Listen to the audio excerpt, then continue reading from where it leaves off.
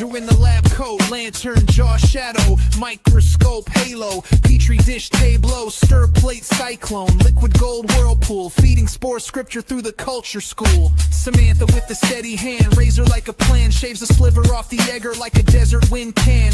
Jars clink hymns when the shelf choir hums, every lid's a sealed drum where mycelium comes. Keep spawning culture, roots in the rust belt soil, turn dust into kingdom with the clean room toil. From the block to the plate to the LC shine, every strand's got a story in the Mossy Creek mine.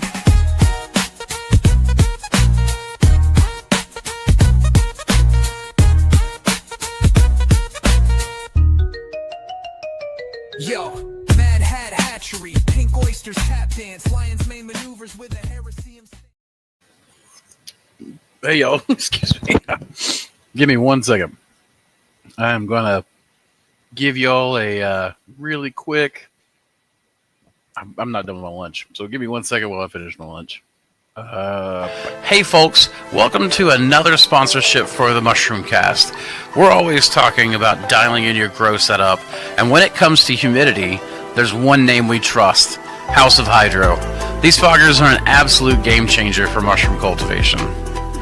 House of Hydro's ultrasonic humidifiers put out an incredibly fine, cool mist. So fine, in fact, that mycelium can actually uptake it straight from the air. That means better hydration, better growth, happier mushrooms, and better yields. And let me tell you, these things are way easier to vent around your op than setting up full-on plumbing pressure systems. No pipes, no hassle, just perfect humidity right where you need it. And when you're working with the best, you want the best support. John at House of Hydro takes care of his customers better than anyone in the game. If you ever need help, they've got you covered. And because House of Hydro is sponsoring the Mushroom Cast, we've got a deal for you.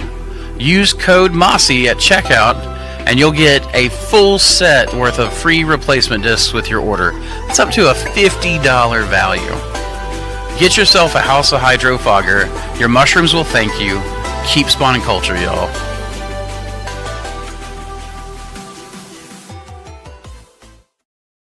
All right, we're back. Hello, everyone. I hope everybody's having a good Friday. Almost the end of the week. This week has flown by for me. Of course, I didn't get back till after the holiday. We were up in the mountains till Tuesday night, Wednesday morning. So, what's up, Myco Nerd? Michael Meacham, what's going on? Hope y'all are doing well. Thank you for letting me finish my lunch.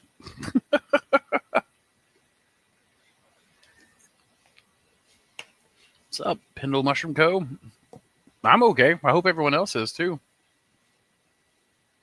I will say these, I'm pretty happy. I just got these out, the log inoculation tools on the website. And not only do we have the log inoculation tools on the website, but we actually have a log cultivation teaching kit. So for anyone that is teaching classes and stuff, you can get like 10 of these, 2 of the high-speed drill bits, printed out instructions, like illustrated instructions for your students. I mean, these things ends up knocking like $10 off each one of these for the teacher's kit, and it allows your students to just take them home if you so desire. But it's a good way to arm up and teach some classes, make a little bit of money off the log inoculation. But yeah, I'm doing pretty well. Arc Raiders is out. It is the greatest of Fridays. What is Arc Raiders? I'm not familiar with Arc Raiders. Oh. Dang. It looks interesting. It is PvP VE. Played in teams of 3 or 2. Multiplayer extraction adventure set in a lethal future Earth, ravaged by mysterious mechanized threat known as Ark. Dang it. Man, I wish I had budgeted for that. That'd be fun to go on. Hey, maybe if somebody buys log inoculation tools, maybe I'll grab it today. What's up, buddy? What's up? Maramitu Minitinu. It's Adrian. I recognize you, Adrian. I just never know if people want me to say their names or not. Afternoon. Have you done any research on mycorrhizal fungus? I have a chef with a research grant to study soil health, nutritional value in Puerto Rico. Yeah, I have. There's a great book called Mycorrhizal Planet by Michael Phillips, I think is his last name. And what is in my eye? Is that is an eye? Oh my gosh. Michael's dead now. He passed away some years ago, unfortunately, but he did a whole book on it. It's amazing. It's how I know about globulin, which is a fungal protein that binds soil together and a bunch of other stuff. So yeah, check out that book for one thing. But you have all kinds of different types of mycorrhizal fungi, including arbuscular, which I believe arbuscular is the kind that grows into, like, you have some that will grow into the cell walls, and like literally IV feed cells, right, of the plants. And then you have some that will grow in the in-between spaces, in between the cells. So, I mean, like, there's all kinds of stuff, but it'd be really cool. It's a new extraction shooter, free. Oh, it's free this weekend. Okay, I will have to go check that out then, because we've been looking for something else to play. Not that I'm not happy with Helldivers. I've been very happy with Helldivers, but we're always looking for something new to kind of just break up the monotony. So, hey, check us out too. My mama got me a new hat, or my mom and dad, I guess. We were up there in the state parks, and this is, I guess it's Raccoon Ranger Rick, or Rick the Raccoon Ranger. Rick the Ranger Raccoon? I don't know how you say it, but I expressed some interest to Samantha. I was like, oh, I like that hat, but I don't want to pay $25 for it, right? And then apparently Samantha told my mom about it. So, and my mom got it for me, so I like it. Been doing a ton of research lately into a new anti-cancer drug called NUC7738 derived from cordyceps. That is interesting.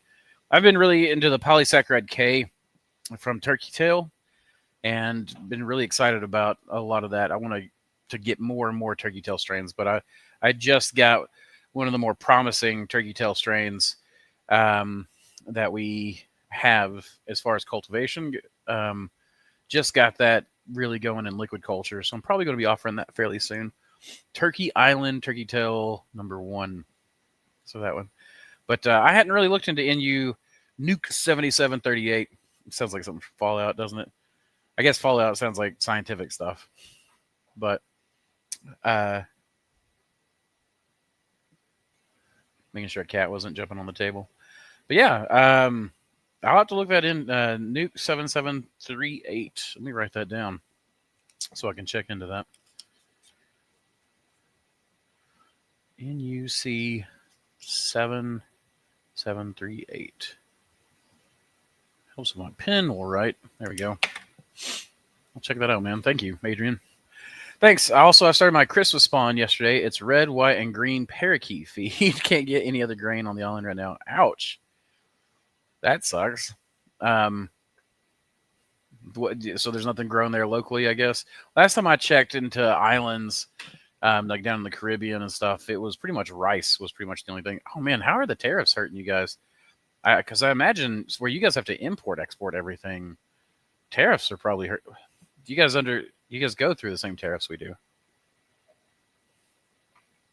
But yeah, I mean, you guys are probably a very import heavy place. In your basement op, how many pounds did you sell to your average customer? Whenever I run the numbers, it just seems like you have to sell a lot of pounds to make a living. Where are they all going? So, I mean, we sold to restaurants out of our basement, and we were going anywhere from 600 to 1,000 pounds a week, depending on peak season or low season. In the summer, it might go down as low as 400 pounds a week to restaurants. We had about 800 square feet total. It was like 881 square feet, I think, for our total op in the basement. And yeah, I mean, we cranked them out. Like, we sold quite a bit. So we eventually got to where, we were selling a little over 100 cases a week, 110-pound cases. And then, I would do like a 10-pound case minimum to my chefs for delivery. And that would get us, we would sell it at $8 a pound, which made it an $80 case. So that's how we ran that.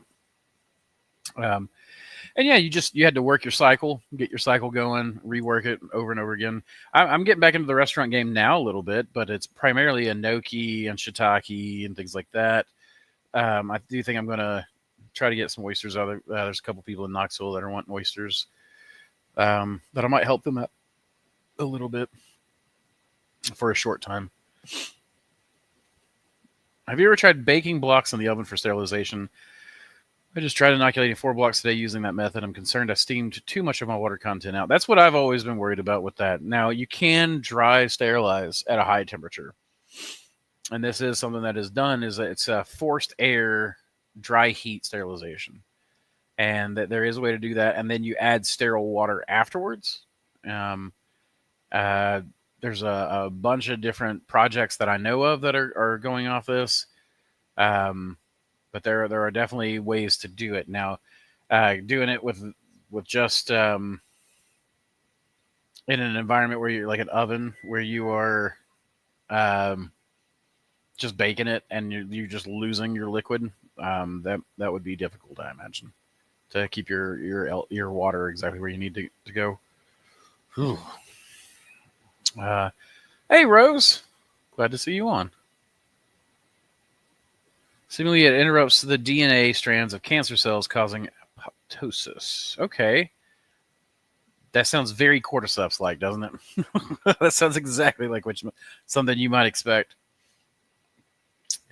Met a woman today that swears she had a mushroom growing from her hand. Well, met a woman today that swears she had a mushroom growing from her hand that had a small stem. Ever heard of such a thing? I've heard of people growing fungus on them.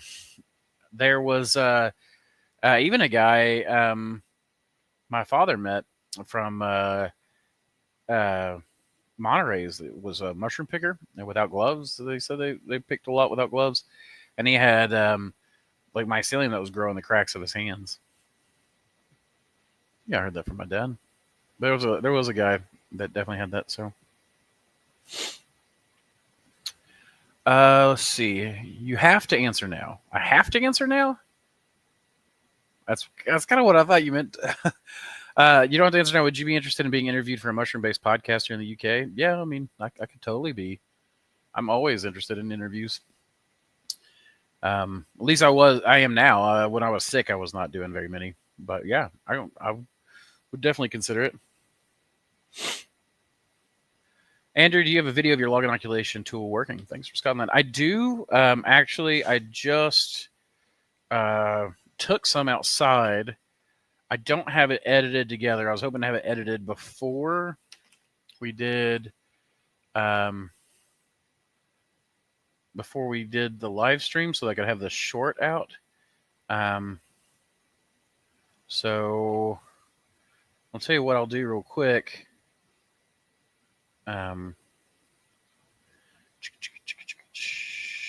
Boop. Yes, I would like to transfer files. Okay, here we go. Man, I still need to clean off a little bit here. Okay, camera.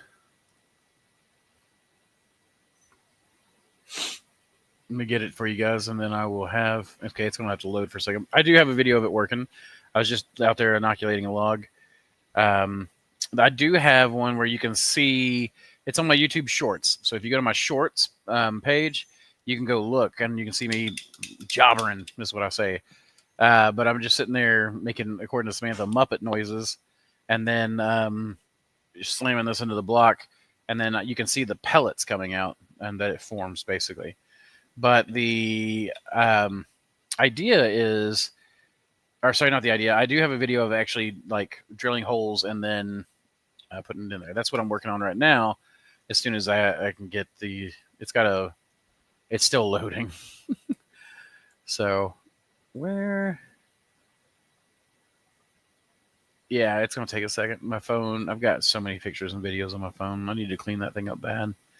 So it's gone through 5,052 items so far. So, but I'll get that up there, and I'll show you guys the parts of the short. Cool. I'll drop you a DM. Thank you. Absolutely. Like I said, I'm always happy to do interviews. So, ever done bacterial cultures? Looking to run some cultures for fungus gnat control and potted houseplants. I've done bacterial cultures. Yeah. Um, I mean, I did them in college. I've done them lately. I do bacterial cultures when I'm doing when I'm investigating sources for blotch. I've not really heard of anybody else doing this, which I'm not sure why, but you can actually kind of go through and do environmental swabs of your op, um, and you can do a little bit of microscopy, microscope work, and some culturing work. And there are it's not a guarantee that you'll find, but or that you because back identifying bacteria goes from you got gram stains, and then you can get more complicated from there. And so the thing would be to go in and like culture it and then put it through the microscope, maybe do some like gram staining, and then all you can tell is it this type of like is it a gram negative or gram positive kind of bacteria. You can get some ideas of is it a rod bacteria. Um, so there are ways to do that. Now, as far as like running bacterial cultures for production, I haven't really done much of that.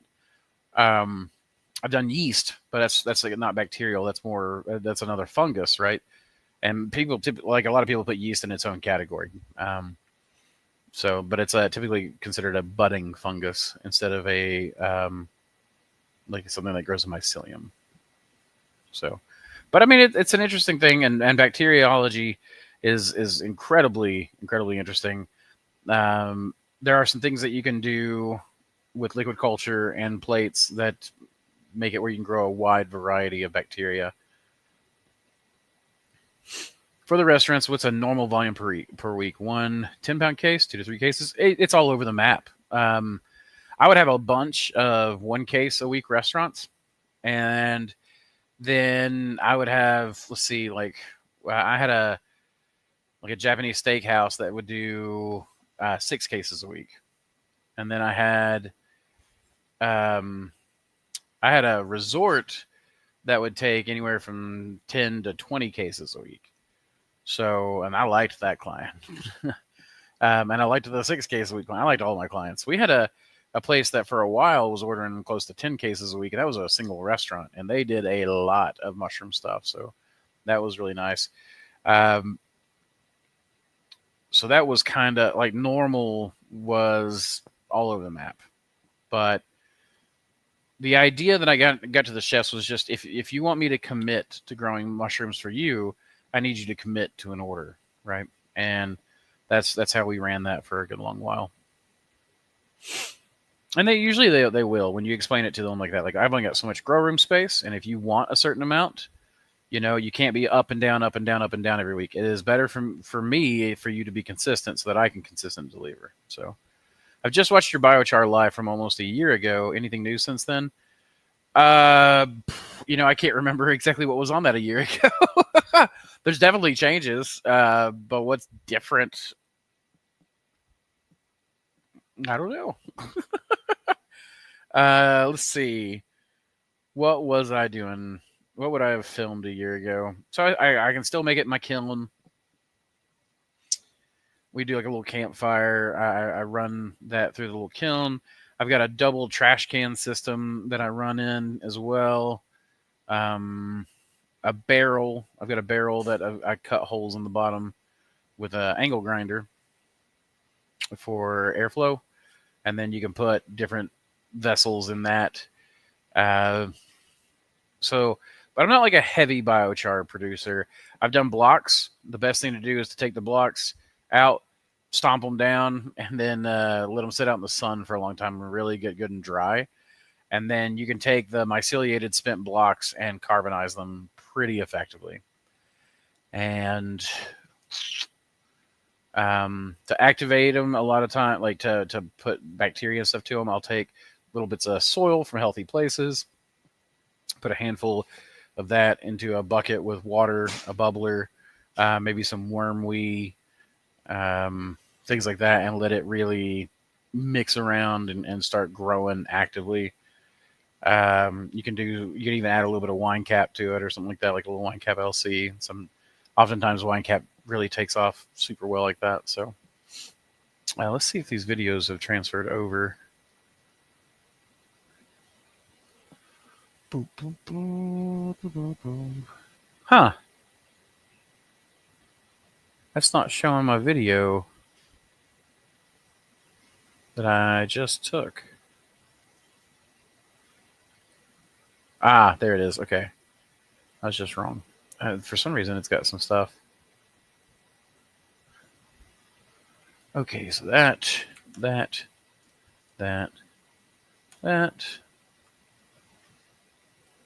into video folder.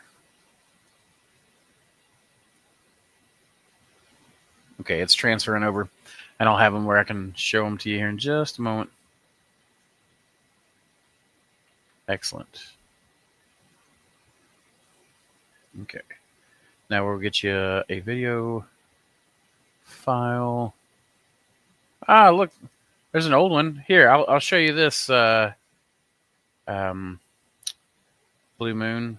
Here you go. All right, y'all, we're out here playing around with the new prototype Ben gave me. I'm very excited about this. You can see I've already been playing around with it. You know, maybe you can guess what it is before I jobber this thing, but here we go. I'm gonna go jobbering. Job, job, job, job, job, job, job, job, job, job, job, job, job. Boop. Job, job, job, job, job, job, job, job, job, job, job. Boop.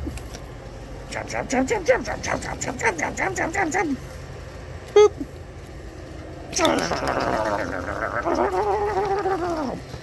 Boop.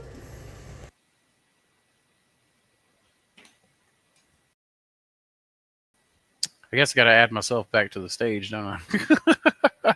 So you go. There's one part, and then I can get one of the other ones in here as well.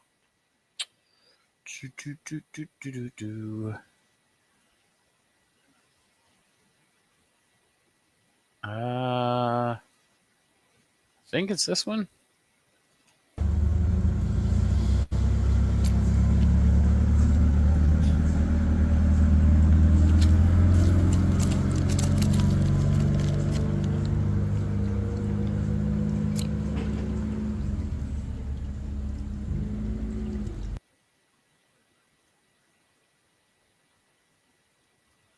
So there you go. That was the tool, and I've got like a short that I'm about to work on as well, and announcing that we are selling the kit, the 10 the 10 pack for people to do their own classes and stuff with, and yeah, it's been pretty slick. I like this little tool. Like, it's so simple and elegant in design. That's the way Ben builds everything, though. Everything is so simple. Comparatively to the way other people seem to do it. Have you eaten Phallus impudicus mushroom? Apparently it's eaten in the egg stage. I have not eaten stinkhorn. I have not. The smell alone bothers me. I don't know that I could try it. I would try it if somebody had already cooked the dish and it didn't smell like doo-doo or rotting corpse. I'm adventurous, but I don't know how adventurous I am. Can you tell me more about using a biodigester? I've been looking into getting one after you mentioned previously having one.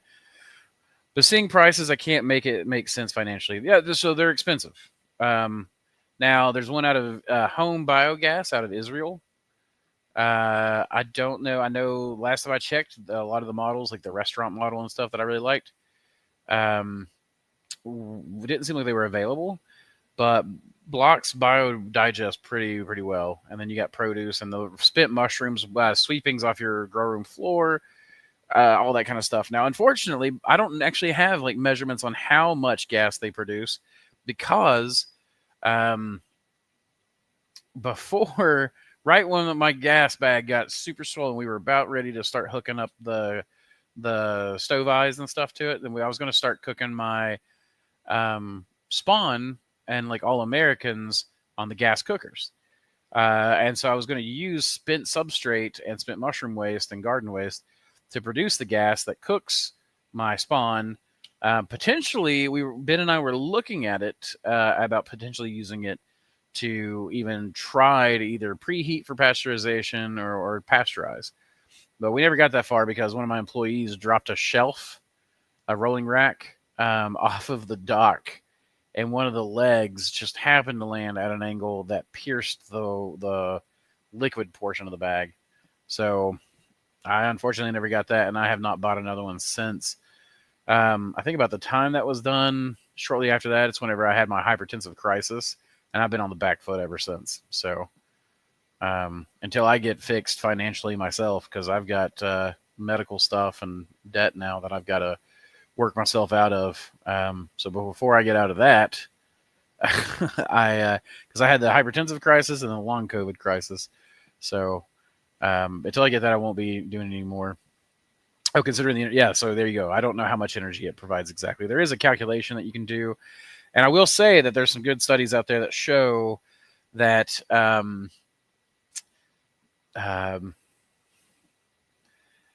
lignin and lignin produce oh my goodness, in high lignin substrates, oyster mushrooms will reduce lignin content.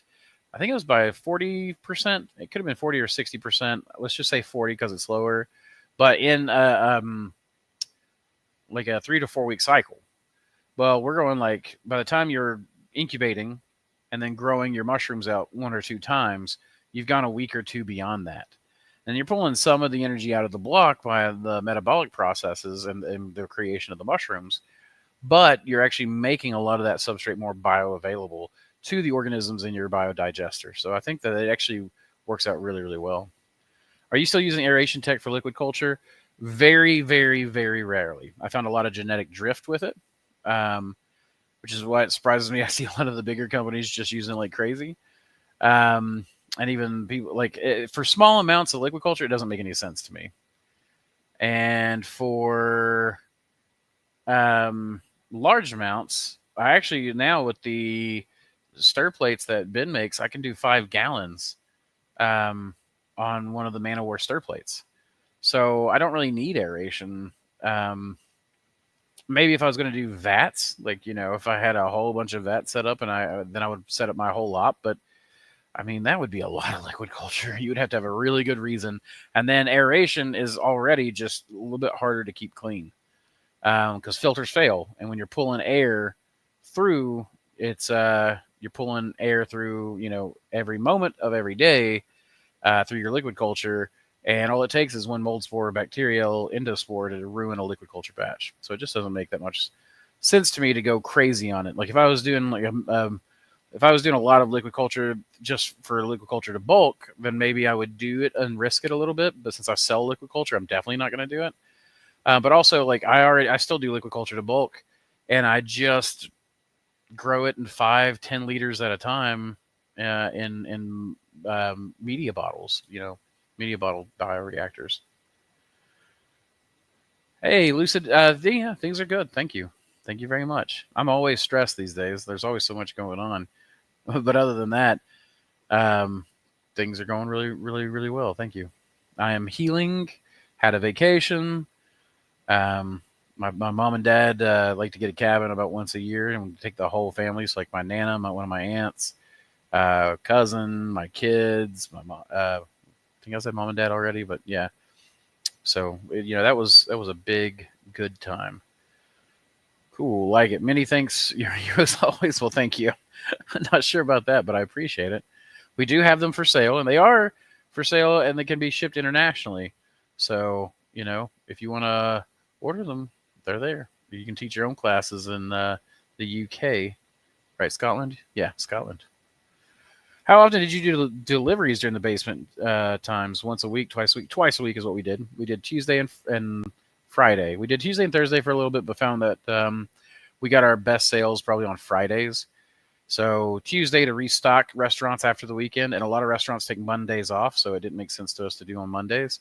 And then Friday, and what that allowed us to do was like on because a lot of people don't know how to get a vacation when they're growing mushrooms or how to take a weekend off or anything like that. But if you're doing markets, then obviously you need to leave something for Saturday morning. But for us, for restaurants, we just went Friday, and we would strip everything down to unless it was pins. And then you had 3 days. So you could take like a 3-day weekend, and you really wouldn't have to pick hardly anything. Monday, there might be, you know, a 10-pound case or something. But Tuesday, you would come in and you would pick everything that was going to be ready before Friday, and then delivered everything you possibly could. And then Friday, you stripped the grow room of everything but the tiniest little primordia, and threw them in a case and went and delivered them. And then you got to take the next couple of days off. Now, of course, like I said, if you're doing Saturday mornings, then you're going to want to leave mushrooms aside or on the blocks for Saturday morning picking, but or Friday night, and then get them in your walk-in or fridge or whatever you've got. I didn't have a walk-in back then. I had a gas station fridge I bought from a gas station, but they were remodeling. Bit of an odd question, and feel free not to answer, of course. But have you heard anything from Tom at Oakham Sport lately? He seems to have dropped off YouTube. He's in my Discord. Every now and then I hear from him. It's been a while. I think that he's just growing mushrooms and doing stuff. But yeah, YouTube. People don't realize the YouTube game's not really. It's not really that great. Ed's in here. I see Dr. Grand's in here. And he and I have commiserated a little bit about it. But there's a lot of negativity that comes with it. More so like in your emails and private messages. People want a lot of stuff for free. I don't mean to complain. You guys are great. Like, I love you all very much. But sometimes it can be a bit much. And it just feels like people constantly want something from you. And they want to nickel and dime you to death. And so I think Tom had that probably a little bit with the added incentive of not being on YouTube, because his products, he couldn't really move them. Like, he was in New Zealand, right? So it's not like he's not able to export biological goods super easily. So I think that there was just some of that stuff going on. I don't think that I think he's successful as far as like a fresh mushroom farm goes. I've never heard anything otherwise. So, yeah, I mean, there's a lot of guys that are dropped off YouTube. Southwest is pretty much off YouTube now. You don't ever see him except some AI stuff typically, or some of the rebottled older stuff. I mean, there's some newer guys. I think Gary from Fresh from the Farm Fungi, he still does that stuff seasonally, I think. I don't know very many of the old hats on here anymore. I don't know where everybody is. But yeah, it's like there's been a lot cleared off, and it's just a hard game. It's just people don't realize how hard and stressful it is. Hey, get down.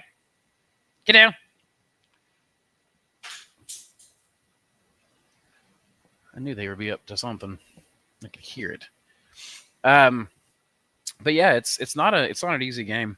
It takes a toll, and you get to a certain size, and people want you to like ship a culture same day, next day, and sometimes you got to bioreactor down, and it takes you 2 or 3, 4 weeks to regrow stuff out and have it shipped to them, unless they just want contaminated stuff, which I refuse to knowingly ship contaminated stuff. So I don't know. It's just a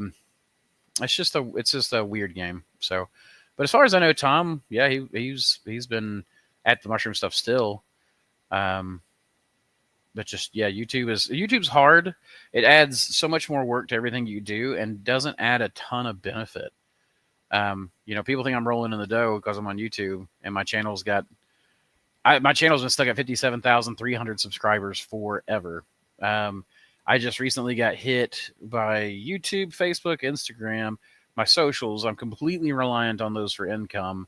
My Facebook page has stopped being recommended. So that kills every bit of momentum I had there. And Facebook, I got a fair amount of sales over something that they said was drug related, and it wasn't even drug related. It was my Moon Pearls post.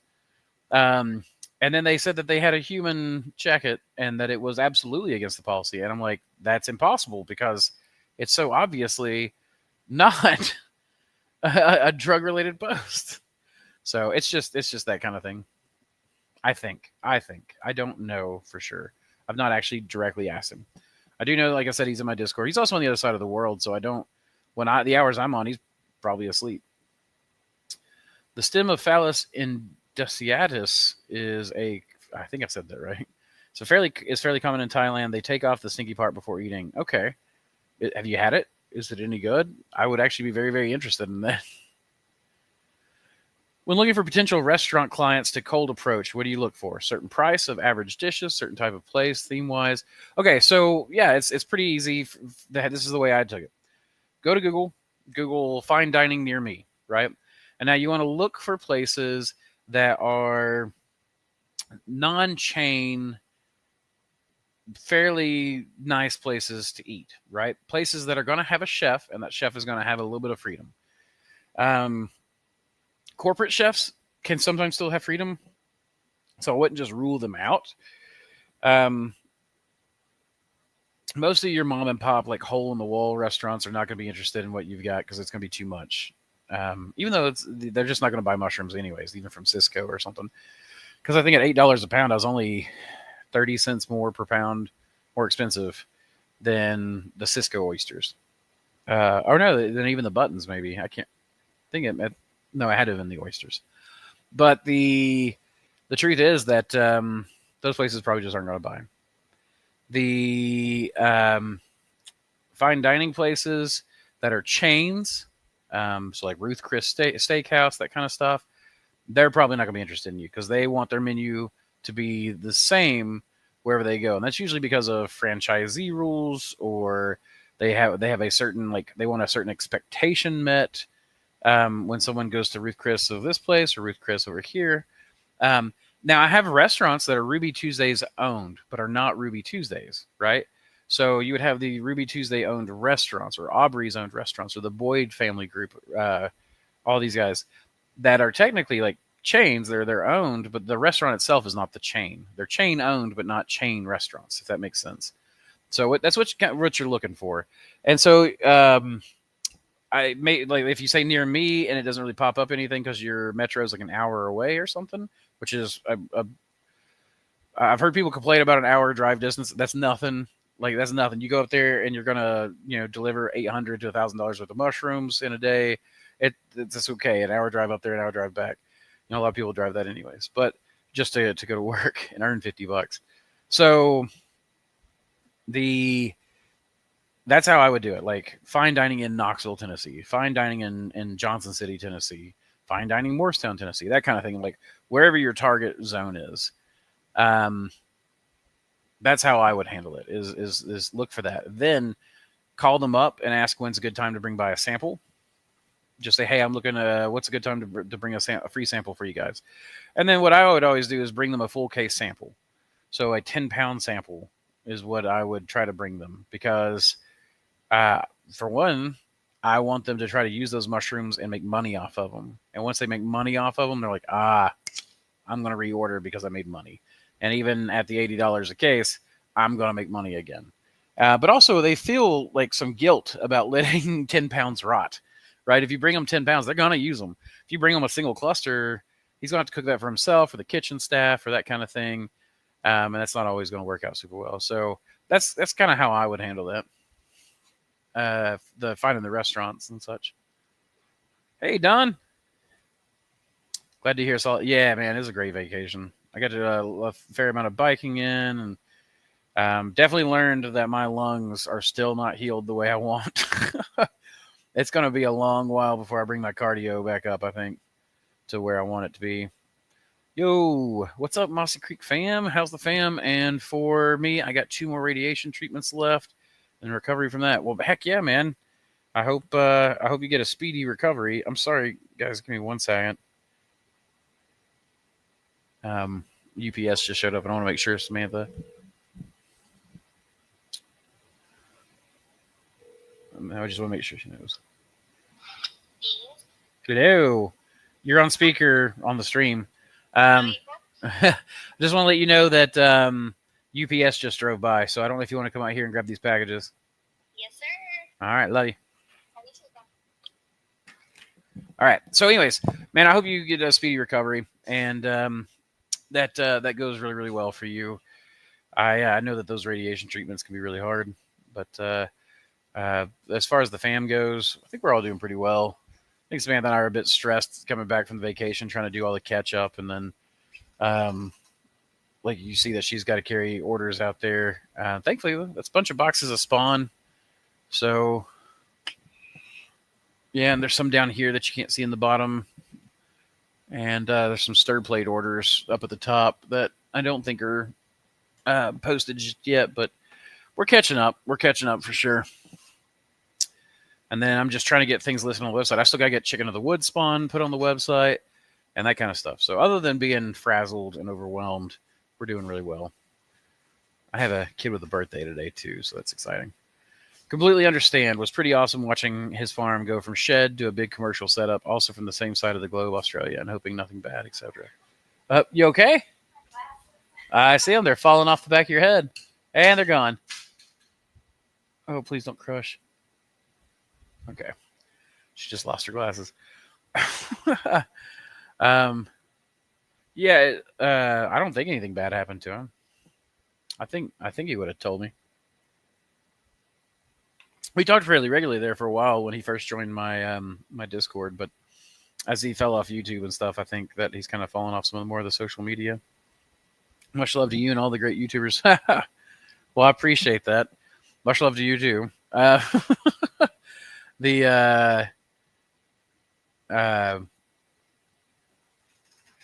see, who would I consider the great YouTubers? Did you hurt your glasses? Nah. Hopefully not.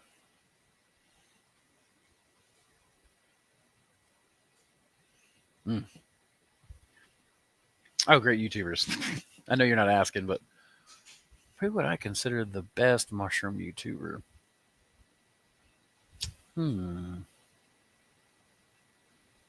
That would be a hard thought. I'm not even going to try to answer that because that only will get me in trouble. Maybe I'm paranoid, but I think they are coming after mushroom YouTubers, Instagram. Anyone spreading cultivation knowledge is a threat to the nascent mental health therapy business using mushrooms. I've wondered. I try to keep my paranoid side down. Go, no, it's just the algorithms or it's all this stuff. But it's hard not to feel under attack whenever every single social media service that I depend on hits me all at the same time.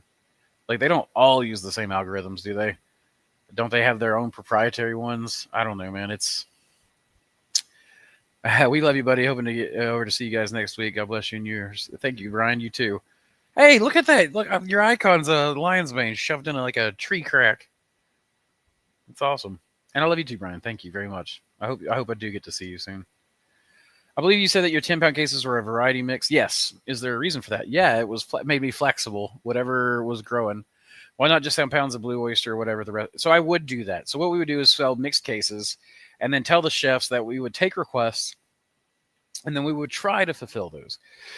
So if a chef wanted only gold oyster, we would try to do that. And Samantha had notes on our fridge.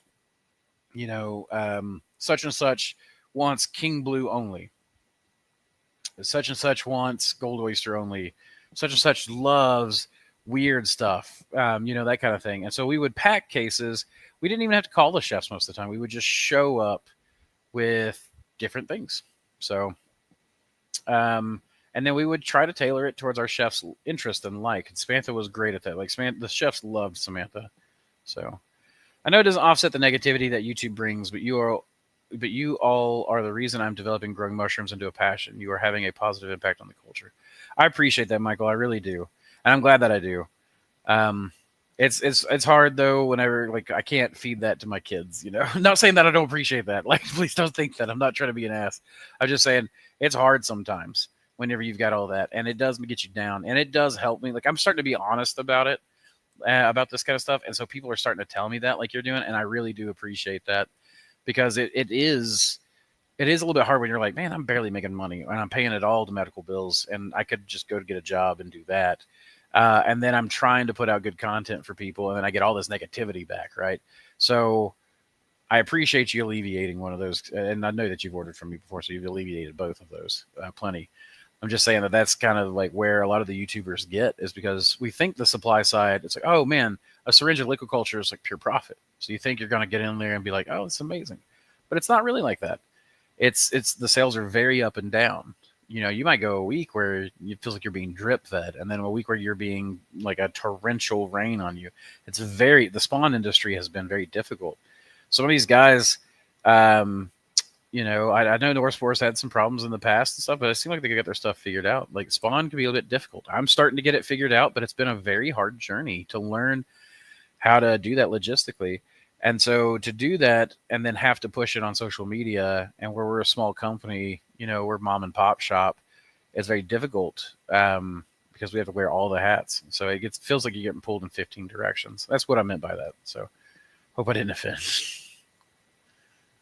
The bamboo mushrooms, phallus, are mostly for texture, not much taste. They usually put them in those brown Chinese wonton soup type stuff. You probably ate them and didn't know it. Okay, then in that case, I'm down. I'm down to try them for sure. Does chicken of the woods mushrooms grow faster than the hen of the woods? Yes, in the grow room, you mean, or do you mean out? So, in my experience, chicken of the woods grows much faster. Do I have? I hate to call Samantha in and ask her to do that, but okay. So I've got chicken of the woods in incubation right now, right? And it's already grown. Like you've got it grown through. It grows in so fast.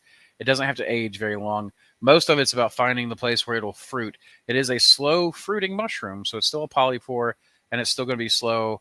And I've gotten maybe like a quarter pound is the fresh harvest weight that I have managed to get most of the time. Now that said, the log cultivation of chicken of the woods seems like it grows in a lot faster, and you get much more substantial fruiting, especially when you do what's called pony log cultivation. So you're going to cut the logs down into certain lengths, like 2 foot, 4 foot, whatever, and then you'll bury a foot of it or so. So what I'd like to do is incubate it, get it fully incubated, and then bury it about a foot or so in the ground. And then you'll get usually pretty massive, substantial fruitings from that. So that does seem like it makes it a lot more productive. I guess because it's like it's just got like a tap in the ground to get some of that water.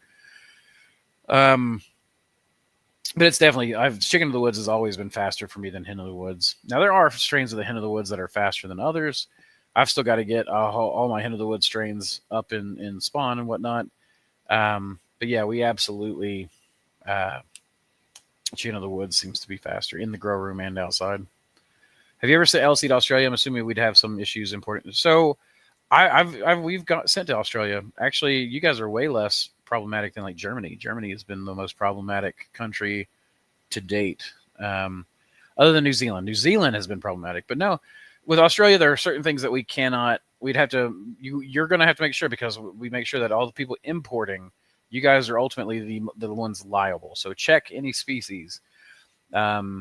But for the most part, I've never had an issue getting stuff to Australia. So the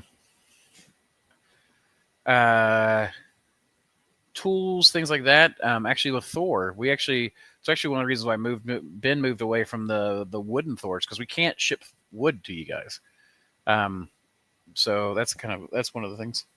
Hey, Samantha, would you do me a favor and go grab a bag of the chicken of the wood spawn out of incubation? There's not one in there. That's the one that I took and used for the log video. Thank you. Ow. I'm still looking at tribbles. Do you ever harvest the mycelium itself for powder extract? I heard many brain benefits and lines interested in the mycelium. So I don't know how much I believe that, but I've extracted from mycelium plenty of times, and we've powdered it and that kind of thing. But I haven't done much with tribbles, because tribbles is fairly new, and then I pretty solidly went full fruit, just because of the logic behind it. And it looks like you actually, like so many of my customers are so happy with tribbles because it gets so sticky with its exudates. So it's what that is it's producing a lot of right. Here's our bag of neurospora. Now this is chicken of the woods. This is what you're looking for. Just me. Let me come right back to you here in just a second. So going to answer ISO here. So this is what I'm looking for. Really, if you want the fruiting block patch, but this is spawn, obviously. It's our super spawn, so it's half sawdust, half oats. But when you get it like this, you can then take this bag, slit it right here, and push this back. And you can see how that blows up. Obviously, you don't want that, but you want to push the filter patch against the substrate. and then put it on your shelf. And usually the mycelium it'll even grow through this. You can see it's trying because like on this side, it's half as tall as it is right here. And what it'll do is it'll grow the fruit through the filter patch. That has been the single most effective way I've found, because that way you get it to initiate fruiting, but you don't get the mold growth. So, and it does. You'll get people telling you that you've got neurospora. This is not neurospora. It smells like sulfur. Which I guess neurospora kind of does too. But that's chicken of the woods is very powdery. When I do it in the lab, like on plates, I always make sure it's one of the last ones that I do, because when you open that dish, I've had little chunks of mycelium just fly away in the HEPA filter air. It's that light and fluffy, and it'll stick in my beard and stuff. But beyond that, obviously, you don't want mycelial fragments coming out, and then you go to do other work, right? So we always try to do chicken of the woods last for the day. Okay, back to just me. Thoughts on lion's mane mycelium versus fruit? Yeah, so my thoughts are kind of twofold here. Most of the health benefits of mushrooms are known in folklore use. We are starting to understand some of it scientifically, but most of it is still very folklore use. So what do we see in folklore use? You see the consumption of the mushroom, but also primarily you see take mushroom, boil mushroom, consume broth. That's pretty much it, right? And that's pretty much everything. And I have come across a way of making extracts that I don't discuss with anybody but mentorships. You guys know about the sonic methods that I use and stuff, but there are other things that I do that make far more potent extracts, and you can really tell the difference and feel the difference. And it's one of those where I'm like, oh shoot, you can actually feel the difference. And that's primarily a water extraction method of the full fruits. Mycelium, fruits tend to have concentrated enzymes. There are things that are found in mycelium, but most of those, as far as I can understand it, are alcohol extractable. And again, we just don't have that much data to show that what we need to extract from the, using alcohol is actually what we need. So I don't really know. I don't really know how I feel about it. If that being the case, then I would just probably consume a variety. If I was trying to get the health benefits, I would do both. I would either do a combination of the both or two separately and take them together kind of thing. Again, I can't give any health advice because I'm not a doctor. So none of this is advice. This is just my thoughts on what I would do for myself. But the only reason why I use alcohol in my tinctures is because that's what I have to do legally to have a preservative, right? That's how I have to sell it. I do alcohol extraction. I do water and alcohol together extraction. So I'm probably getting a little bit of that something, but the alcohol is primarily a preservative for me. I don't actually care about the soluble effects, I guess. And then I focus on fruit. I think that people who are where you're hearing this about the mycelium versus fruit debate is primarily from people who sell supplements.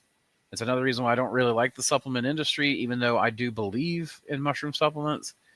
And I don't push mine super, super hard, is because I feel like, it's so easy to get into I don't know, your livelihood depends on it. So what happens when you start selling?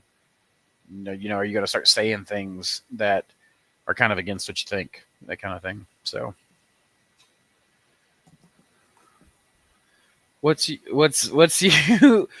man? It's fucking. Does the chicken of the woods mushroom grow faster? I got that. I got him in the woods and didn't realize they take this long. They take a very long time. Chicken is faster. It is still slow. Polypores are almost all slow.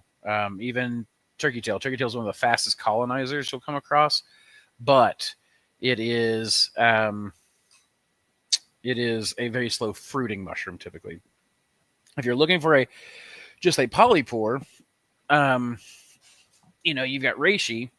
Now that's usually pretty slow as well, but you have our golden antler reishi, which is like from inoculation to harvest in like 45 days. I've never come across a reishi like this, and it's very, very golden. It is not the prettiest. It is a lumpy affair. It is kind of ugly. Yeah, it's kind of like me. Lumpy, ugly, but fast. Right, Samantha? She doesn't even know what I'm talking about. No, not going to. That's the trucking company. Um, but that's a reishi, of course, you don't tend to eat. Though I will say people should probably start eating it more often. Ben and then a couple other people I know that Ben has talked to, including myself, I've tried this, is take a crock pot, put a piece of reishi in it, put your beef roast on top of it, and then cook that thing. And oh my gosh, cooking a roast in reishi broth is so decadent. It is so decadent. And if you want it to have that fatty creaminess to it, add a little bit of like tribbles to it. That tribbles puts off like it'll put a sheen on the top that liquid fat layer.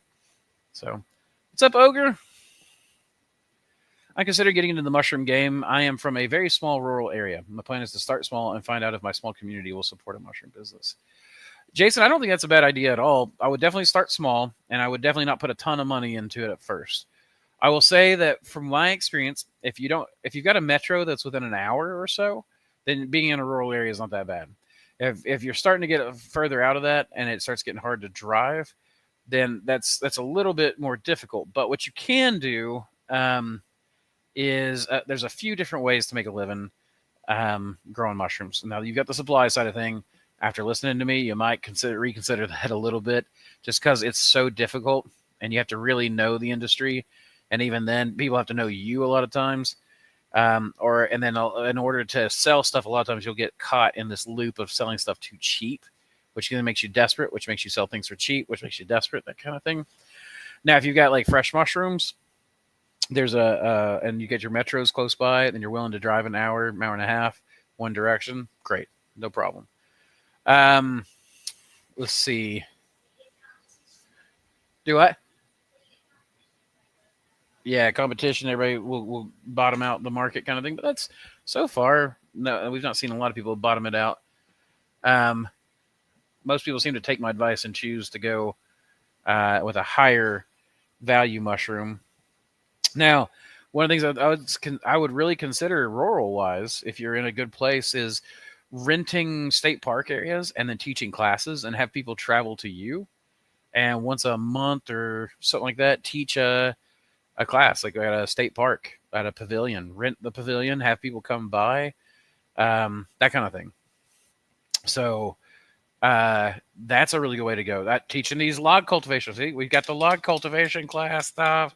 Now that I've made my little pitch, the teacher's kit. But that's actually something I'm about to start doing, is teaching a lot more classes. I feel like I want to teach a lot more classes, go to a few more events, that kind of stuff, especially now that I'm feeling a lot better. I've got to get my log cultivation class up on the site. I was going to today, but I don't think it's going to happen today. But yeah, that kind of thing is just to get all that, the educational aspect. So learn, and don't worry. Like a lot of people talk about, they tell me like, oh, I really want to do this. I really want to teach a class, but I don't feel ready. I didn't either. I wasn't ready when I taught my first log class. You never will be. Well, you did it because of popular demand, is what Samantha just said. But also, my grandfather always said, and I remember asking him, like, should I be teaching this? And he's like, well, you know what I always say, which was, if you want to learn something, teach something.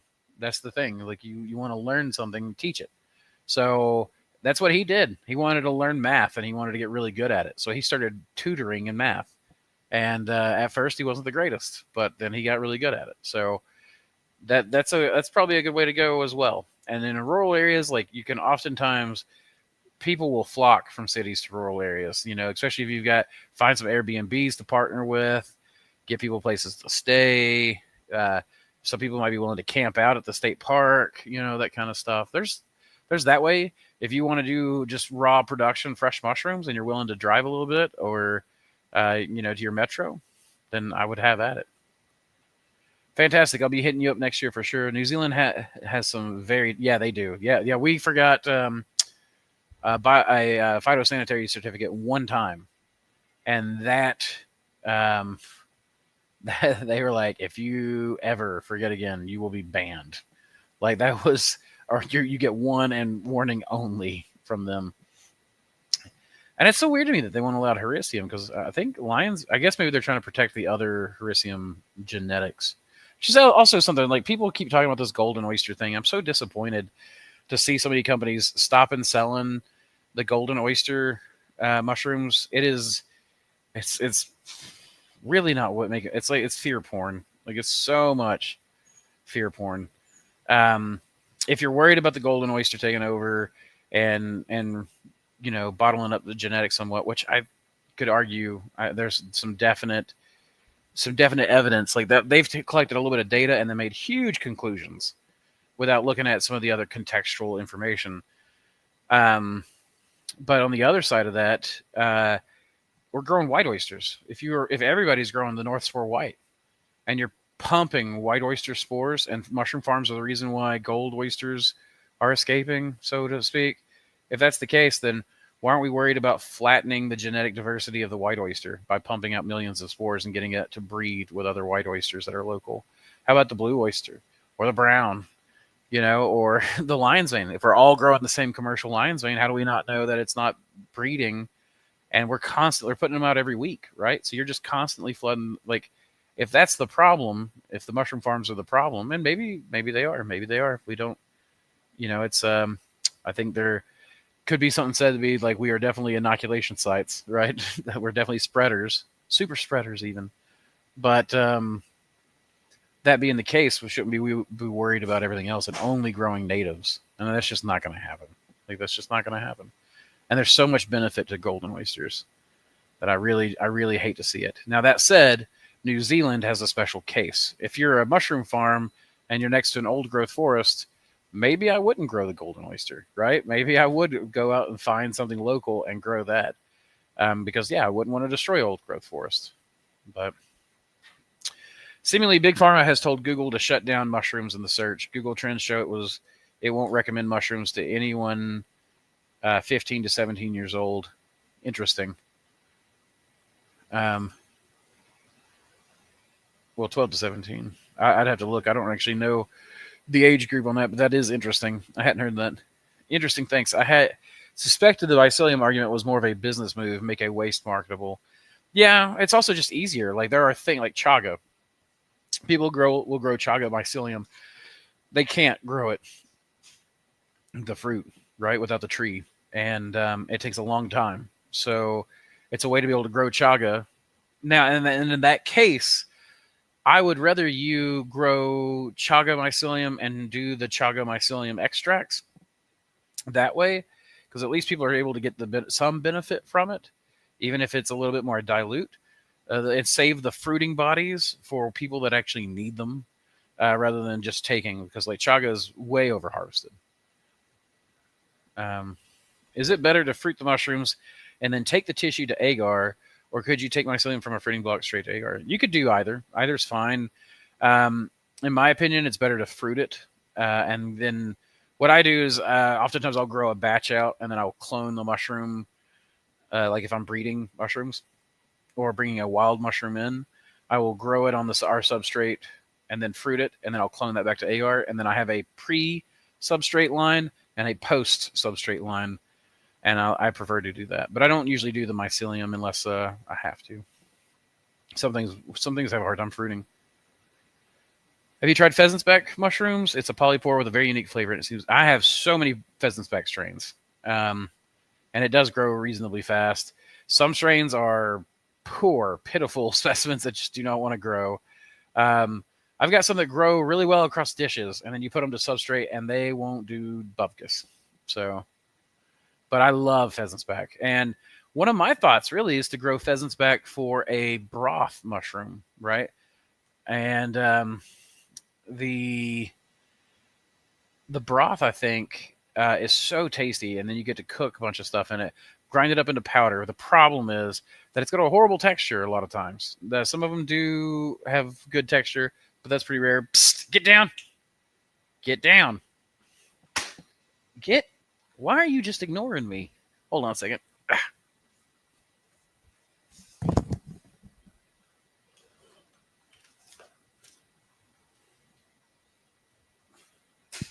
Hold on.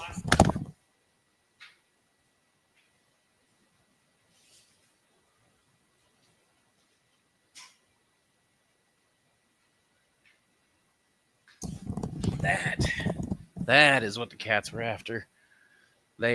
Someone left the butter out on the table. Freaking teenagers. Okay. So, what was I saying? Oh, pheasant speck. It is an amazing flavored mushroom. It's one of my favorites. And I love polypores. Polypores are my absolute favorite. So, pheasant speck is a great one. Jake Howard of the Mushroom Shop LLC has some really good cultivation pictures and videos and stuff, but I don't know where he has them now. I think he's scrubbed a lot of his Instagram. I'm not entirely sure about that, but my wife's name is Samantha too, and every time you say Samantha, she looks. Hey, Samantha. Samantha. I'm just playing. I remember you saying enoki is becoming one of your faves. Oh, it's been one of my faves. Do you like for it? To me, enoki is the most adaptable mushroom in the kitchen so far. It is more adaptable than shiitake, even though shiitake, arguably, in my opinion, has a better meat-like flavor. But do you like the long and skinny or full capped, grown like an oyster, or do you like to cook? Okay, so both. I like them both. I like them in every way. Here recently, I sent some photos to a chef friend of mine, and I sent him pictures of the main cap and stem gold grown with the long skinny. I forgot which the one that they do. I forgot the actual strain name. And then I grew my Appalachian gold, and then I grew my white gold, and then I grew a commercial white. And I sent pictures to a chef, actually a few chefs, and almost to a man. I was like, which ones would you guys prefer? The really long skinnies, the this, and this. Like, if I had these available today, which ones would you want to order? And they're like, many of them were like, I'll take 2 cases of that today, of the white gold. And the white gold it grew thick, like almost pinky or like number 2 pencil. I guess my pinky's quite a bit larger than a number 2 pencil, but somewhere between a number 2 pencil and a pinky, in like circumference. But then, like, let them grow up the bag, and they were like, yeah, those sound like they would hold up really well for light smoke and that kind of stuff. So, yeah, I mean, I'm very, very excited to be getting that one to the chefs. But that's probably my favorite, is grown in the bag. But I like them, the wild type. I like the white ones. Actually, do people know why they bred a white enoki? So the reason is, enoki is also known as velvet foot. There is a velvet foot enoki strain by Appalachian Gold. It's a great strain. I'm actually planning on breeding it to my Appalachian enoki. I know, kind of confusing, but to my Appalachian enoki, because they both have higher temp tolerances than most enokis. So I really want to breed that and see if I can breed a little bit more for the warmer weather. And then the velvet foot comes from where enoki, when it matures and gets old, the bottom portion of it will have a velvety foot on the stem. Stipe is another word for stem, basically. So you have that. So they started trying to breed a white, a leucistic, as in doesn't contain any melanin, and they did that so that you couldn't tell when the bottom turned, when the mushroom turned mature, so they could sell older mushrooms. And they wouldn't be known as older mushrooms because they were white and lacked the coloration that shows that they were older. So, and how do I like to cook them? All kinds of ways. I like to dehydrate them at a higher temperature and then powder them and put them into bread. Like, just replace a small amount of the flour with the enoki. It makes a super savory bread. I like to add the powders to soups. We like to cook the mushrooms in like a vegetable saute, and it really leaves like a thicker. It's kind of like okra. The way okra leaves that mucilaginous polysaccharide. I don't actually know what the kitchen term would be, but it thickens the stuff. Nope. Hey, psst. Squanch. Squanchy. Squanchy. So that's what I like. Enoki is just like, I eat it with meat, I eat it with vegetables, we eat it in rice. I'll sometimes throw a little bit of the powder in the rice cooker when I'm cooking rice. Like, it just, I like the way it flavors everything. It's got a fruity kind of smell to it, and a savory flavor. Sometimes it's kind of like a slight apricot kind of flavor to it. Would you consider doing online classes? A bit of a hike to be in person. Absolutely. We do consultations that way, so you can always hire me to do a private class. And it we'll also be doing the we're going to be doing some online classes fairly soon, probably in about a month or so. I've got to get the web page built out so people can book it, because otherwise it's not worth me doing if I'm not getting it booked. I got to check on my booking software. So I am working on it, but I will get there. I'm going to start educating constantly. I think I've had a lot of people talk to me about it recently, and even my mom has said that I'm such a good teacher, and I don't really know. And I'm not trying to toot my own horn or anything with that. Hold on a second. I think my table leg was about to go up. But I've had a lot of people say that I'm a good teacher, so that may be just what I may be called to do. I don't know. I've always had this like mental image of I'm too cool to teach. I'm blah blah blah, but teaching is actually, I think, what I end up enjoying the most. I like spending time with people. I like teaching people. I like talking. Like, this fuels me. So I don't know. Maybe I will do a lot more teaching. It's something that I need to consider. I just don't know how to sell myself as a teacher. So I'll put together a class. Australia has dropped the phytosanitary requirements on mushrooms, I believe. I think so too. We still send them. Ours are self-proclaimed. I don't get like a yearly inspection or anything like that. So we have the self-proclamation, which many countries hold like in par or at a slight level down. I can get inspected for a phytosanitary certificate again, but it's been a while, and I just haven't had the need to. Most of the things what we're dealing with are fungal samples in syringe kind of labeling, and most countries don't seem to care about that. We're not importing crazy species typically. Okay, that makes a lot of sense. The Hericium nova zelandia. Yeah, because I think somebody actually sent a sample of that out for the mycologium. I haven't got it yet, but I think somebody did. I have 5 major metro areas within an hour and a half. Oh, then you're good, man. Oh, you're so good. Focus on one if you can. But if that's the case, then like an hour and a half drive ain't nothing. It's going to be 3-hour round trip. I know people who drive 2 hours to go to a $15 an hour job. And you're going to make more than that typically growing mushrooms if you're willing to get in there and do the work like that. So, but I mean, to give you an idea, Samantha and I, probably my favorite iteration of the business was when it was in the basement, or the early stages here at the warehouse. We had 2 part-time 20-hour a week employees. I worked 18 hours a week, and Samantha worked 18 hours a week. And a lot of that was just the driving and the delivering.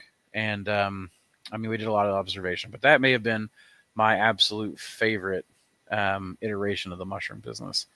And we were pulling in, if I hadn't invested in cameras and expanding and growing big and all that stuff, that would have been 2019. We would have been pulling in 100K a year in profit off the fresh mushroom game in our basement of 800 and something square feet and 2 part-time employees.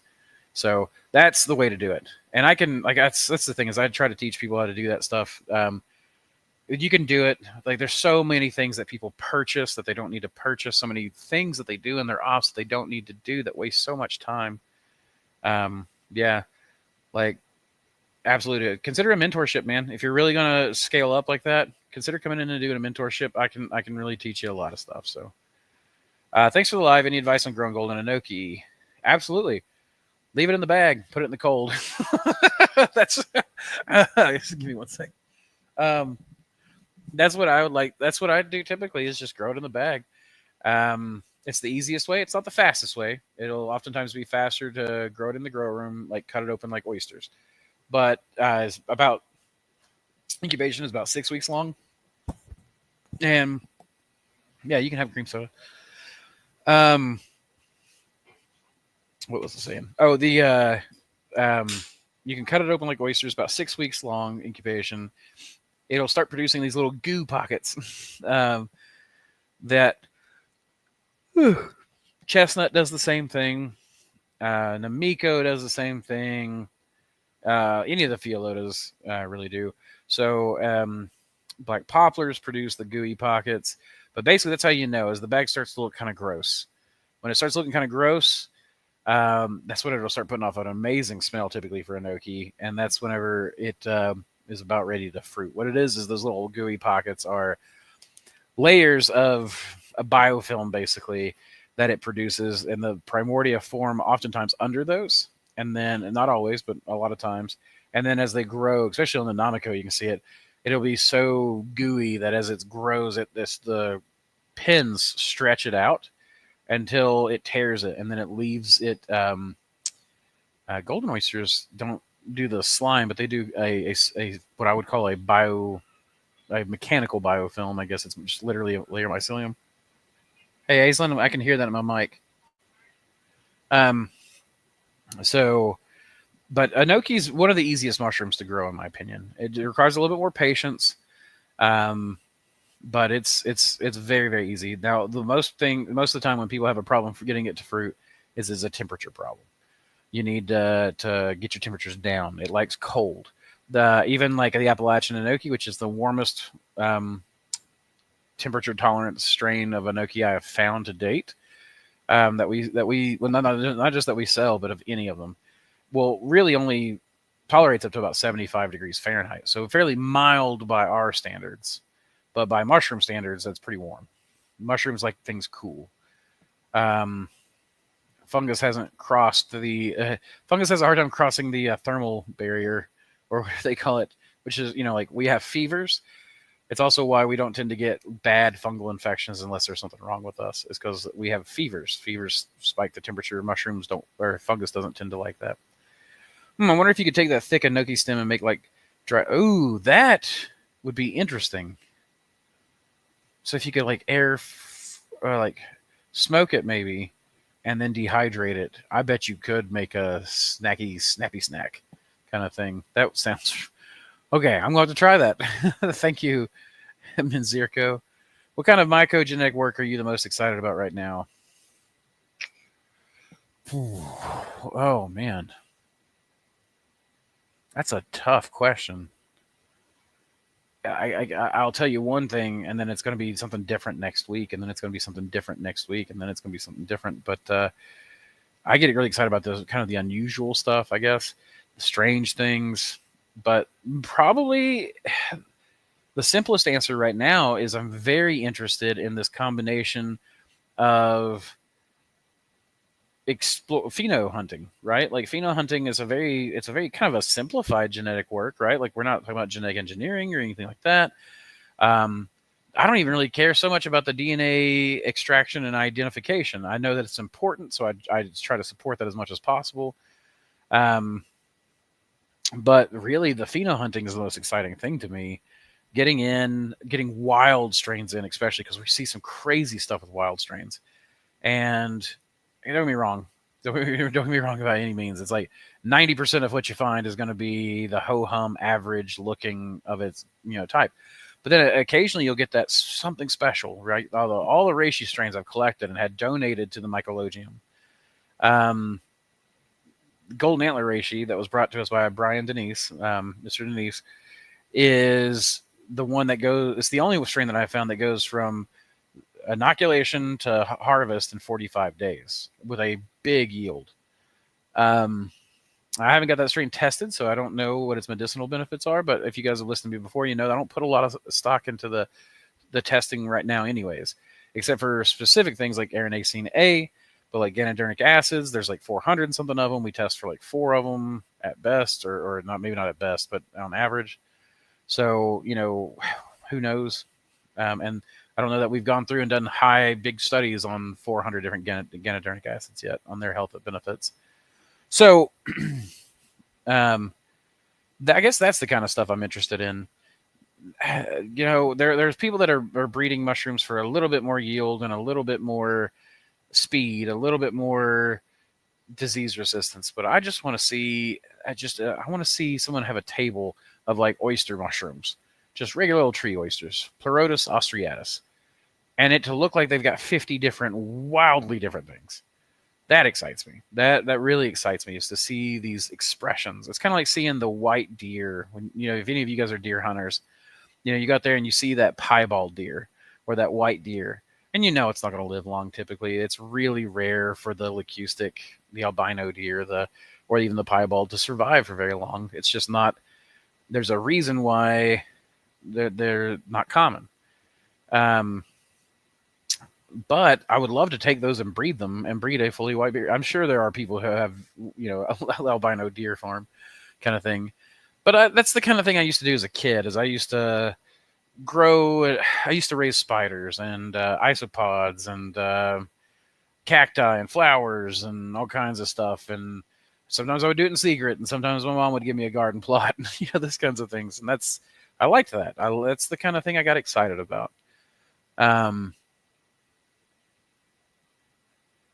I think that's probably the stuff I'm most excited about. But there's a lot of exciting things happening.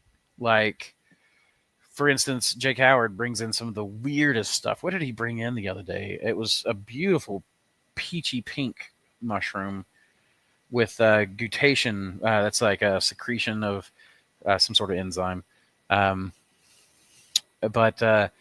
guttation of along the stipe, so it had these little bubbles of liquid, right? And he was talking about it had kind of a minty flavor to it, which is just phenomenal. Those of you guys don't know, actually, oh crap, I need to contact him and get ready to pay him, because the Moon Pearls was partly his project, so we actually pay a percentage to him, and it's actually hit that day now that we got to do it. So anyone who buys the Moon Pearls, by the way, you're helping support Jacob's work. And I've got a lot of other strains of his that I need to get on the website and just haven't done it yet. Maybe I'll just do those by plates, because I got to get a lot of liquid culture going. But that kind of stuff, like the exploratory stuff, just really excites me. I don't even care why right now, right? And I know, like, I've had to put my nose to the grindstone, I guess, a bit much lately, so I've not been able to do as much exploratory stuff as I want. My first of the shiitake breeding program is finally going to. I finally got a bunch of strains crossed, and now I got to get those expanded to agar, and then from agar to masters. But we got a lot of shiitake strains we're about to explore, and I really want to see. I've seen crazy phenotypes of shiitake. I've seen them. Jake Howard showed me a couple. I've seen others. I've seen some produced in my grow room that were kind of weird. I want to, there's something there. But the mushroom group that gets me the most excited is the polypores. That's what I collect. I collect every polypore I see. I don't collect every oyster I see necessarily, I do collect every hericium I see. That's something you got to. So there's just a lot of things that I really want to get to. Let's see. Online classes would be great. You've been teaching through your channel for a year, so it seems like a very natural step. When you bring it up like that, it really does. I guess I've always heard that term, those who can't teach. And so I can, right? So I don't want to teach. But then again, like, teaching is, I guess, what kind of fulfills me the best. And maybe I've had just a little bit of my own, what do you call that? When you hold a notion that's not true. I can't remember. Maybe I just had a little bit of that. Lucid, I'll get some classes put up, and we'll do some test classes and see if we like it. And I think I will. And if I like it and love it, maybe I'll do some more of it. Guys, give me 1 second. I got to go use the restroom. So let me give you a, what did we watch earlier? The House of Hydro. Do some Dr. Slarians. Get you some. Introducing the future of mycology. Dr. Silurian's Elixir of Mycelial Mastery. This isn't your average culture mix. It's a revolution in a packet, crafted for the dedicated cultivator seeking unparalleled growth. Experience the visual alchemy of this masterful brew. As you mix 10 grams with 500 milliliters of water, watch the solution transform into a rich, amber spectacle, the hallmark of a nutrient-dense sanctuary for your burgeoning mycelium. This is where vibrant color meets vibrant life, setting our elixir apart from the ordinary clear liquid cultures. Prepare to be captivated. Mix 10 grams of Dr. Silurian's elixir with 500 milliliters of water, add a stir bar for thorough integration, and sterilize the blend at 15 psi for 45 minutes. Once cooled, introduce your favorite culture into this perfectly prepared, nutrient-rich environment. Watch in awe as the elixir works its magic, unveiling a mycelial masterpiece before your eyes. Choose Dr. Silurian's Elixir of Mycelial Mastery for a mycological adventure that's as visually enchanting as it is potent.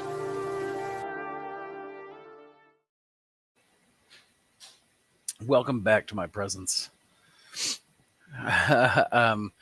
We moved back to Australia early next year. Oh, where are you at now? If you're not, I thought you were in Australia. And planning to start a small farm then. What would you consider a good starting goal on fresh mushrooms per week? Start off at 100 pounds, right? I'm not saying that should be like but that should be like this year we're going to get to 100 pounds. If you're doing $8 a pound, which Australian dollars, I don't know what that is, but American dollars, that's $800 a week. That's a pretty good side income. And you would only need for 100 pounds on a 10-pound block of Master's Mix with a good strain like King Blue, you're talking about needing something like 40 to 70 blocks a week. And it's pretty easy to produce that much with a pasteurizer. And so like that'll take you an afternoon to cook a batch and then inoculate your last batch. And then you got a day that you might work on your grow room, that kind of thing. It's something that like that 100 pounds could be produced while you've got another job. If you want to go hard, then there's some other suggestions I would make. But I think that's a good goal because at that point, most of the early days, people like in the Commercial Mushroom Growers Network, when we were in there, which I'm no longer in that group and have no affiliation with them anymore. And Eric Myers and I, back when we were in there, it was like 100 pounds a week was like the goal to get in. And then you were considered a commercial grower. So that kind of thing. Is that yellow antler reishi available on your site? Yep. It's called our golden antler reishi. Also known as RDTN2, GAR. But golden antler reishi is what you'll find it on. You may have to search. Let's see, Mossy Creek. I'm working on the website as fast as I can. I really don't have a reishi tab. Okay. Interesting. That would be why people aren't buying it as much, huh? If you look up if you go to Google and you type in Mossy Creek Mushrooms Golden Antler Reishi, it will take you to the page. And I will get that fixed. I have so much work to do on my website. I am really behind. You're very welcome, Emily. Very welcome. I am struggling to make LC from agar. It always ends up with a hidden contamination. I'm working on laminar flow, which should be in mind when watching you from Bangladesh. So you want to use as new plates as possible. So anytime you've got a plate that's been sitting around, you want to transfer from that to another plate. Another thing is like I prefer the needle biopsies. So to have the best success, use a needle biopsy to inoculate your agar. Your liquid culture. And so you just do a biopsy of your agar. I've got some videos on it if you want to check that out. There's a couple of shorts on how to do it as well that I have. You might just look up Mossy Creek Mushrooms biopsy, something like that. There's the bull nose biopsy, but I'm talking to them specifically about the needle biopsy. And then you want to look under your plate, check for bacterial colonies. But you want to run out a couple of plates first, typically, to check and for any bacteria. And then you want to take from the leading edge. You don't really need that much mycelium. Just a small core sample, that kind of thing. Those who can do, those who can't manage. That kind of reminds me of A students work for C students and B students work for the government. I don't know why exactly that makes me think of that, but delusions. Maybe, Steve. I do hold many delusions, I'm sure. I'm sure I hold many delusions. Oh, look. Squanchy's nursing. Oh, he's a little too old for that, isn't he, Ghost? On a posting to Rome, which has been amazing, converting pounds of kilograms in USD to Australia dollars is a lot of math. I believe it would be, for sure. Imposter syndrome. I definitely suffer from imposter syndrome. I do not like to claim that I'm an expert, and I feel weird doing it, and I feel weird when people say that I am, and I feel weird when people compliment me and say I've changed their lives. So, absolutely, Ogre, man, you have a good one. Take it easy. But yeah, I definitely have a lot of the imposter syndrome. I mean, I know that I know what I'm doing. I've been doing it for a long time, but it definitely feels weird. Let's see. Well, if you guys got any more, because if you don't, I'll head off. But if you do, please keep asking, because it keeps me from having to just run my mouth. I have, oh, shoot. Well, there was something here that I thought I could show. I had a video. Let me try this one. It's going to take me a second. Aislinn? Good grief. I sure hope that noise cancellation got ahead of you there. All right, let's see if this is the one I'm talking about.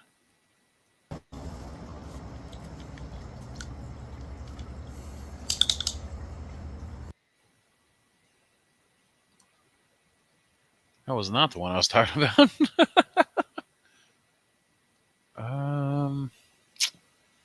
What is this then? Okay, maybe it's this one. I apologize if it's not. All right, let's try that one.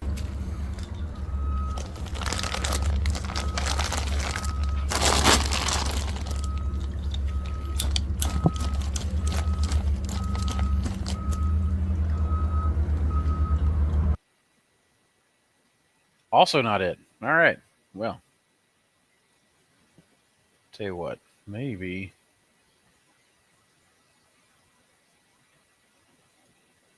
Have I showed you guys the inoculation tool? I think I have. Like the plate inoculator that Ben's making. I'll show that to you guys real quick. All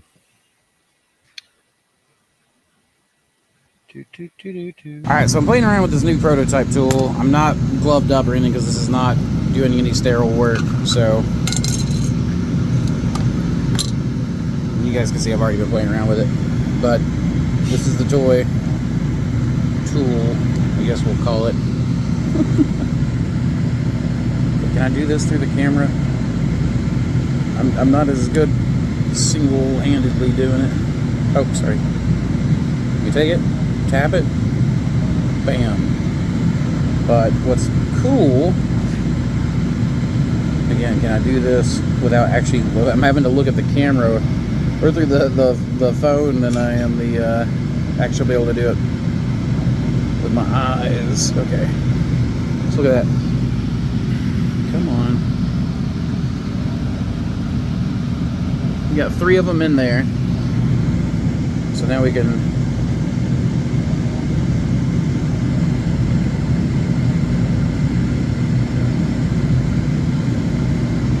boop. New toy. Super excited about this thing. So that's, I'm like, I am super excited about that thing. Man, my voice annoys me. That's the, I don't know where the little inoculator, I think it's on the table over there. But Ben gave me a new one that should hold like 6 to 7. What's that, Aislinn? There's a tool that's like a tiny version of this that's on the table over there. I think I tossed it at the cats, so who knows where it went. It's probably over there by the water, but it's a very small thing. But anyways, it'll hold like 6 or 7 slices now. He actually worked on that when he saw how excited I got about that. So, hey, there it is. So right here, and that's just resin. That's 3D printed as one piece, and he's able to get moving parts. I was never able to get moving parts with the resin printer before, but Ben has a special kind of brilliance. So, is it better to inoculate the grain spawn? Can you go straight to substrate? From what? What were we talking about? From liquid culture or agar? So you can go agar straight to grain spawn easy. You can go liquid culture to grain spawn. You can do liquid culture to bulk for sure. It really just depends on your system, your setup, and your needs. There's I'm not one of these like is it better one way or the other. I think every farm does things a certain way because it fits their method. It fits their mindset, I guess.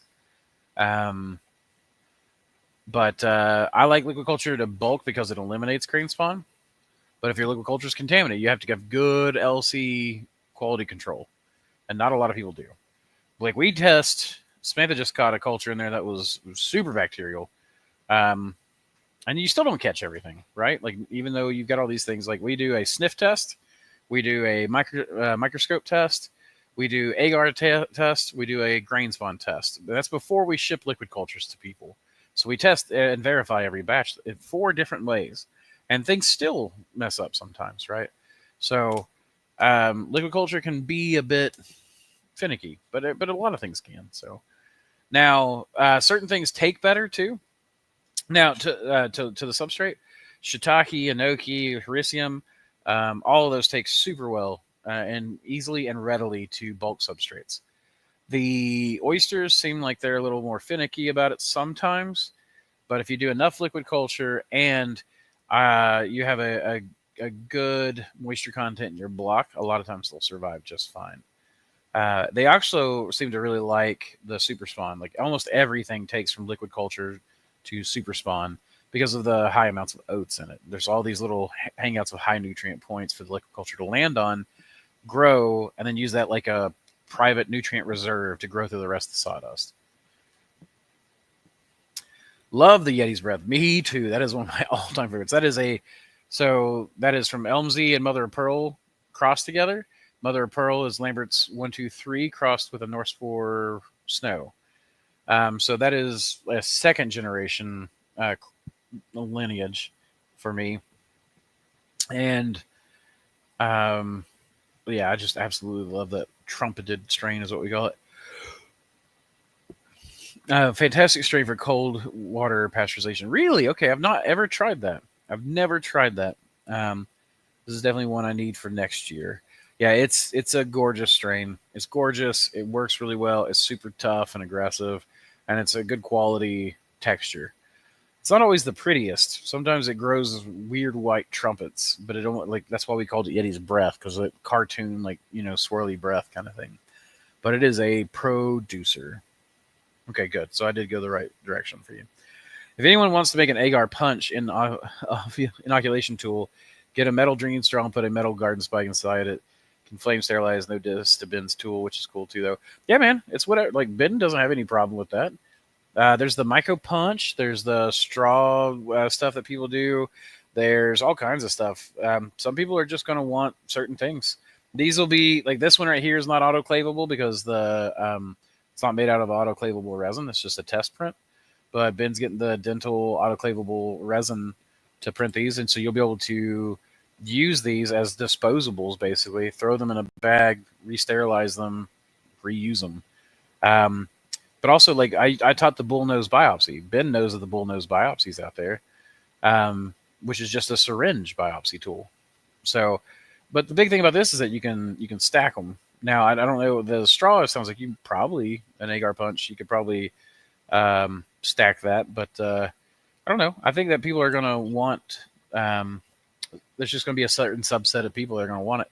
And the nice thing is, where it's 3D printed, we don't have to keep a massive amount of them in stock.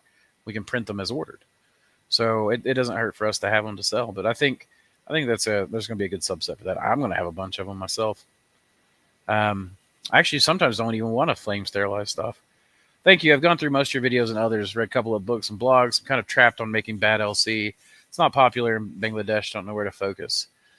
So once you get it, you get it. Like, I don't know if you're working with the biopsies through the self-healing injector ports, but that's about the best way. I've seen a lot of people take the lids off and, put agar chunks in there and all kinds of stuff. And I'm not saying you can't do that, but I just don't. It's just a much more risky way.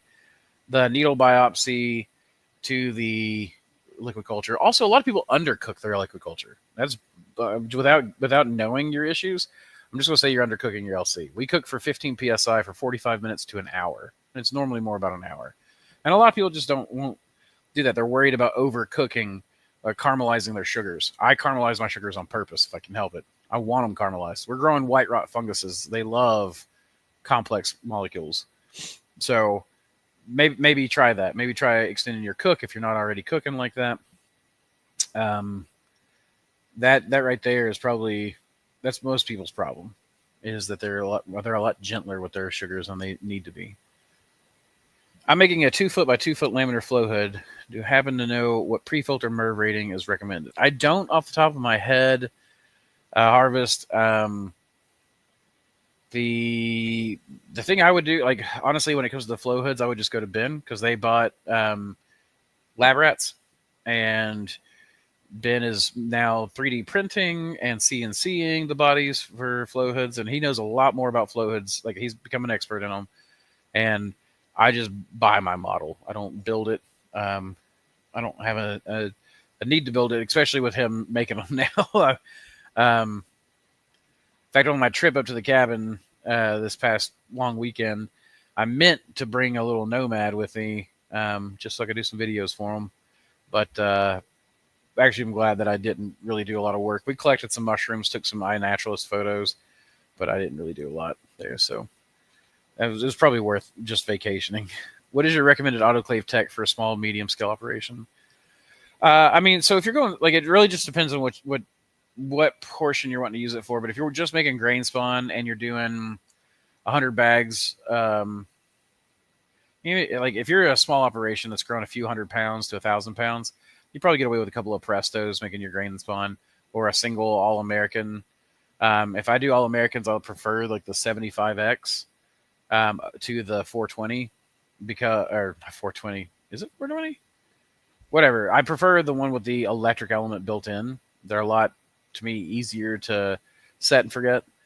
You still want to watch them, but I mean, we just set timers and then keep going back and look at them. Seems like it heats up a lot more efficiently, that kind of thing.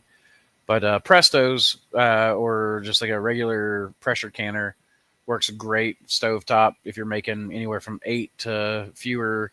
And like, if you have 2 pressure cookers going at the same time on a stove, you could do 4 5-pound bags in there. So that's 8 5-pound bags. That's going to be quite a few blocks. Because, I mean, you could do, well, we used to do 1 5-pound block to 50 12-pound blocks. So that's a lot. Like, you really don't need a bunch of spawn to run a. But most of the time, if you're doing a small to medium op, just buy your spawn in if you can. You can buy it from me. I can suggest other places. But and honestly, if you want spawn regularly, the best thing to do is get on a subscription with somebody, because a lot of companies have sales that go up and down and ship times that kind of fluctuate back and forth. But if you're on a subscription, then you always get, priority. Excuse me. I got hardwood pellets and alfalfa pellets when making my substrate. Should I go? No, do not do 50-50 wood and alfalfa. Alfalfa, it's like 10 to 16%, I think, like that. You want your protein content at about 4% of your dry materials, 4 to 5%. And alfalfa is going to be pretty protein, nitrogen heavy. So you would need, like, see if you can get a hold of the nutritional sheet, and you can bring that you're gonna have to bring that way down. Like alfalfa's hot; it's real hot, so you gotta use very little of that.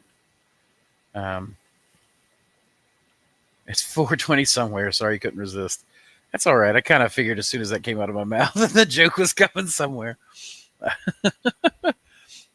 Always is at some point.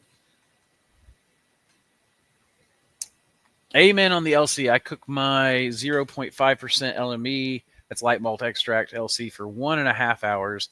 I don't care how brown it gets. Like you said, they're fungus. They eat polymerized sugars and polysaccharides. That 15-minute device is BS. It is utter BS. I agree. And that's Dr. Edward Grant talking to me.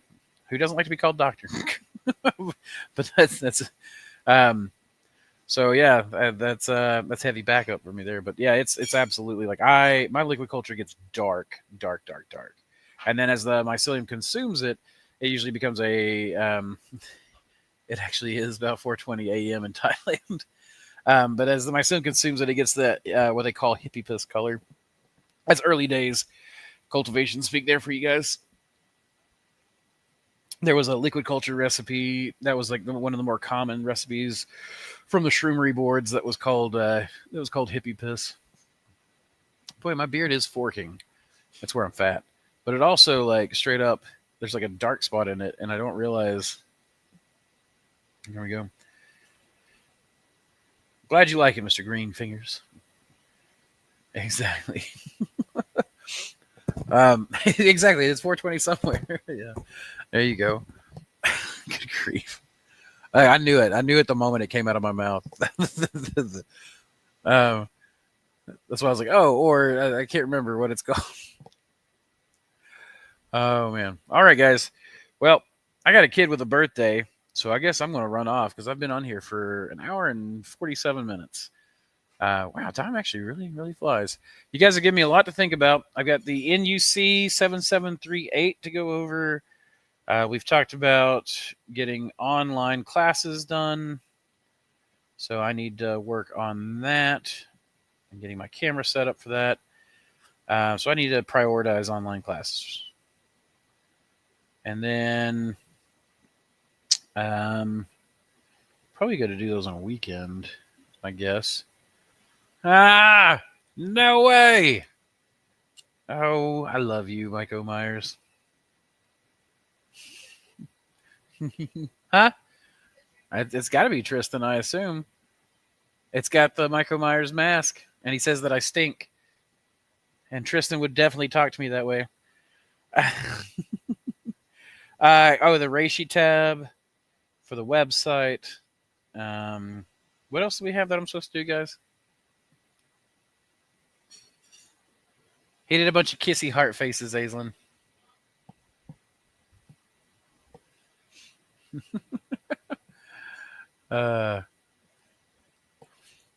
See. All right. Well, I can't remember anything else that I was supposed to do. Go check out the log inoculation tools. If you guys are going to be teaching any log classes, please consider us for your supplies, for your kits. You know, we got these things reasonably priced comparatively, and they've been working really well for me. So thank you guys very much. How you want to contact Ben?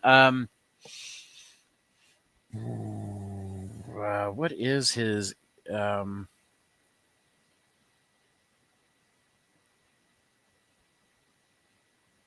see. Ben. I think there's I'm trying to find the Man of War. Okay, so it is. Let's see if I can copy.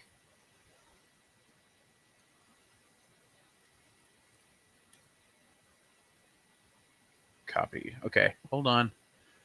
Hold on. Okay, Harvest. I have put it in the chat. That would be who I would email right there. Huh? That's Myco Myers right there.